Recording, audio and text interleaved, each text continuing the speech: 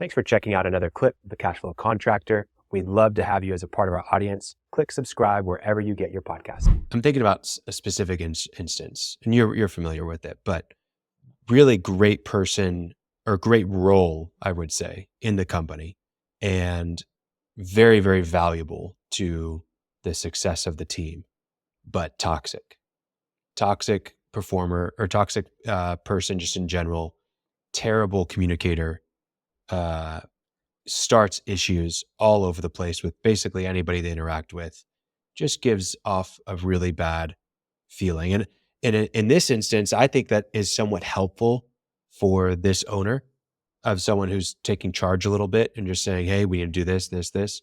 And it's sound advice, but the delivery is just off. And then the delivery and the arrogance is applied to everybody else in the company too.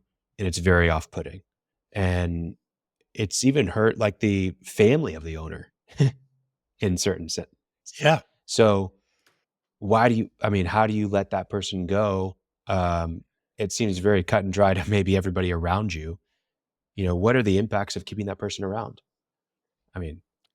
Well, Dr. Cloud in Necessary Endings talks about that. He said a lot of times it'll be a salesman or saleswoman who's really, really good. And the boss is going, man, they bring it. And he likened it to a ship cruising through the ocean with a calm wake or with flotsam and jetsam and turbulence of people jumping overboard.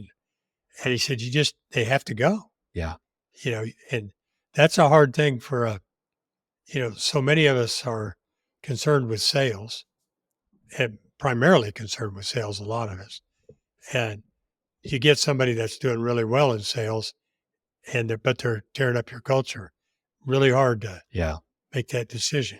Yeah. That's why he calls it necessary. Yeah. Necessary endings. You have to look at the long-term view of what's the impact of this, on, in this case, your family, on the rest of your team. Are you actually able to grow? Maybe you're doing really well in this space, but you can't actually get beyond it because no one will stick around, right? Maybe you're doing great in this one area of your business, but the other areas are suffering because, you're not able to actually grow in those areas. Everyone's leaving, or it's just causing issues. You're not able to find the right people in those spaces because of this one person. I think that's a really great instance.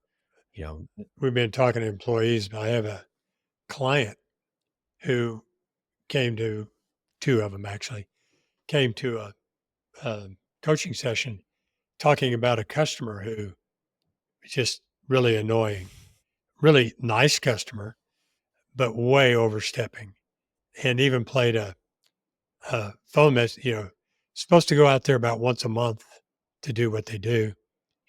And she had called in the morning and left a message, please call me back. She'd called at 11 o'clock and said, I called at 9 o'clock and nobody's called me back. Are you guys still in business?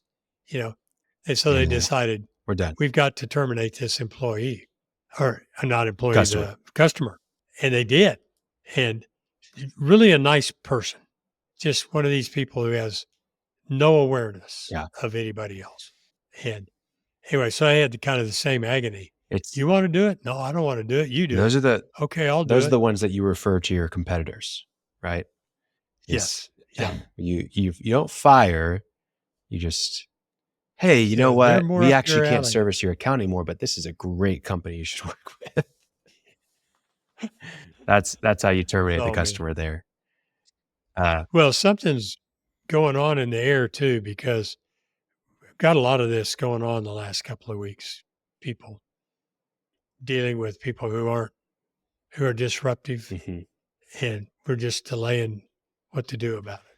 Yeah. So I want to shift the gears a little bit to talk about it's kind of in the same realm, fear of losing people, but there's just maybe company-wide or department-wide or, few people that, hey, I really can't lose this many people, right? But there has to be a change in place. I've got to enact change because we're just not hitting metrics. We're not doing what we need to do. We need to, we need to get more billable hours or whatever it is, right? How do we address that change without losing all of our people, right? Especially when it's skilled labor.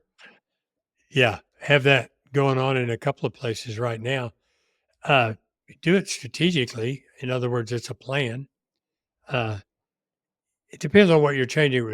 That may not be a Band-Aid off deal, because if you're completely changing, you can change the deal with your employees. You absolutely can. But if it's a quantum change, maybe you're changing away from some reason that they came to work for you, then I think you modify you change. When new people come in, it's one step more towards what you want. Next one's another step until eventually that is the norm. Mhm. But the best thing to do is get it right the first time, Yeah. and you don't have I to. see this a lot with And just like, for example, like software, right? Hey guys, we have to be using the project management software. You need to be putting in your hours or be putting in your activities. You got to take photos of the work. Um, you need to be responsive on there, whatever it is. And we're going to implement this big change. And you already know who's not going to do it because they don't deal with change well. They're resistant to a variety of different things in the past. But you don't want to lose that person, but you also can't tolerate them because if they're not doing it, then the other people aren't going to do it, right? Like that's where you see a lot of this. And I always think that it's important to bring it back to like the vision and the mission, right? And even your values, but explaining, hey, listen, we're implementing this software because we have a big problem. We have no idea if we're going to make money each month or if we're going to lose money each month. We have no idea if our projects are profitable or not profitable. We don't know what's causing us to make money or lose money on these things. And have found a solution, but it's going to require a behavior change. It's going to require us to be active on these iPads or on our phones way more than we previously have. We're going to have to be much more diligent. We're going to have to be detailed and track the work that we're doing. But if we can do this, it should lead to X, right? It should allow us to serve better customers. It should allow us to be more profitable so that we can have more benefits at this company and we can grow our team, but then we can, fulfill our mission of, whatever it is for your customers, right? And I think if you approach it with coming back to the purpose of all of it, rather than saying, hey, we're using this software, everybody install it on your phones, get going, right?